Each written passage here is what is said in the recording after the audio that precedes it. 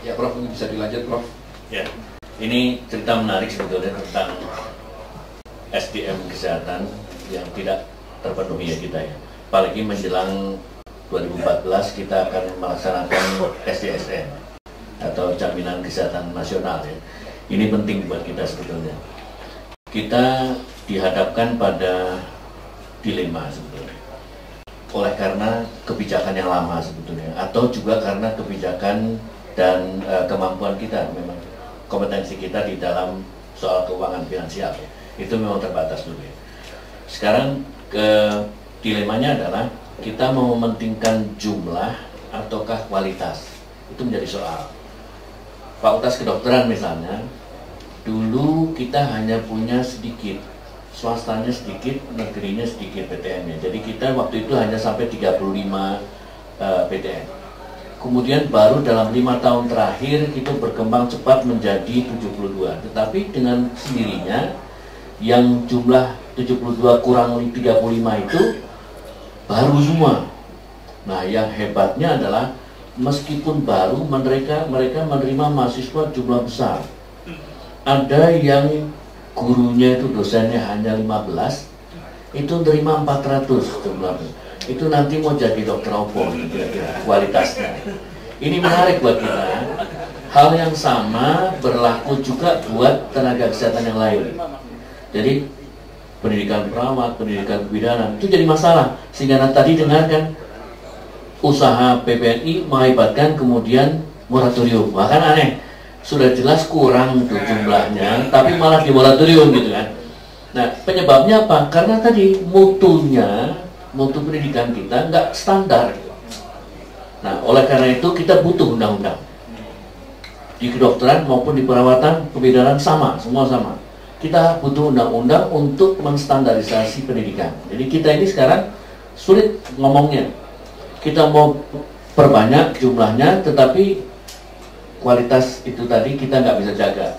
Oleh karena itu nanti kita akan atur, undang-undang pendidikan kedokteran mengatur itu. Tapi yang lebih penting lagi buat kita adalah pemerataannya. Oleh karena itu di dalam undang-undang kita mengatakan orang-orang yang berasal dari, maksud saya calon mahasiswa, yang berasal dari daerah-daerah yang terluar itu tadi, termasuk yang sekarang ini kekurangan, itu harus kita bantu, harus didahulukan dengan teknologi yang dengan jalurnya yang khusus. Mereka harus kita terima.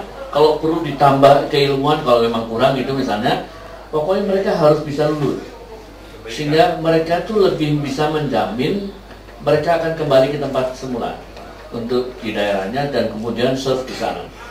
Nah, ini yang penting buat kita, karena pas selama ini kita lakukan dengan cara kita tempatkan kan, kita didik orang-orang yang dari Jawa, Sumatera, Kalimantan itu setelah selesai kemudian kita taruh di tempat-tempat yang kurang.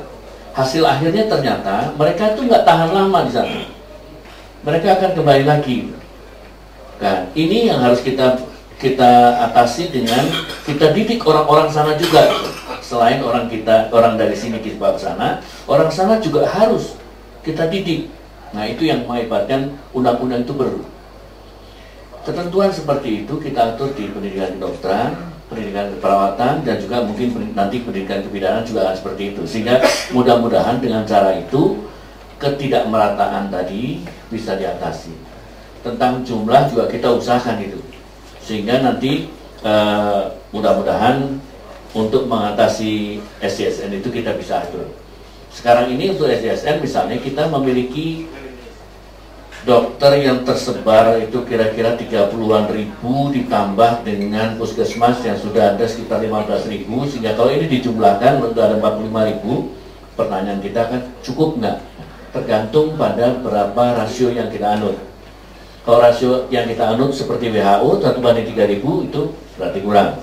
Tetapi di dalam praktek kita selama ini ternyata puskesmas kita bisa melayani sampai 25.000 sampai 30.000. Artinya berarti kita bisa menggunakan itu rasionya, nggak usah gede-gede. Kalau rasio kita 6.000 saja sudah cukup. Nah, oleh karena itu berarti untuk sementara kita cukup, tetapi harus kita kejar supaya nanti kualitas layanannya juga akan meningkat kalau jumlah tenaga kesehatannya juga meningkat. Jadi itulah arahnya, saya kira kita sama-sama memikirkan bahwa itu tadi kita untungkan. Nah, untuk mempercepat penempatan di daerah, selain tadi menerima pemasukan penerimaan calon mahasiswa, itu kan butuh waktu panjang. Ya sekolah berarti kan kalau dokter bisa 6 tahun, kalau perawat bisa 3 tahun, ada 4 tahun, perbidang dan seterusnya, masih lama kan? Nah, untuk sementara kita harus mengatasi dengan cara lain. Dokter itu kalau lulus, dia harus internship. Itu kita tempatkan langsung. Di tempat-tempat yang dibutuhkan itu, langsung kita tempatkan.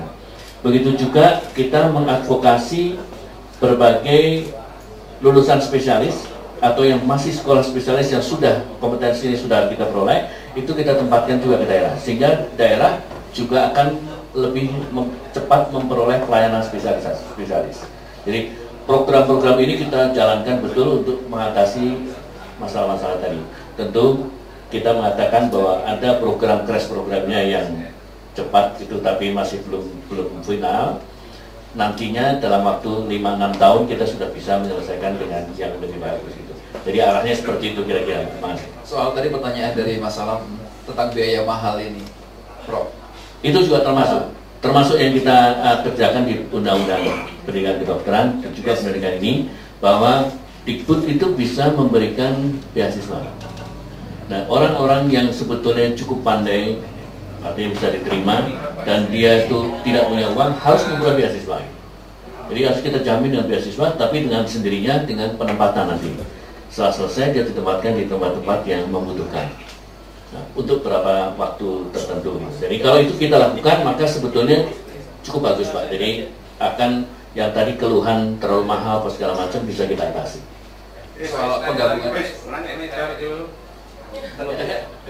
Soal penggabungan tadi, Prof.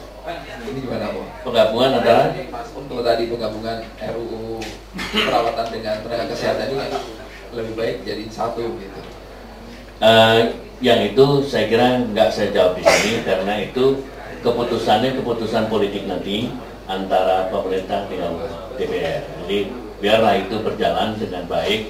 Mudah-mudahan Anda boleh advokasi dengan cara yang lain, tapi silahkan kedua lembaga itulah yang memutuskan. Tapi idenya adalah yang sudah dijelaskan Bu Nova, gak ada masalah dengan persoalan itu. Mau sendiri, mau dua-duanya sebetulnya yang penting kontennya, pengaturannya. Kalau pengaturan itu cukup, ya nggak masalah. Kira-kira itu. Pak Nova mungkin bisa di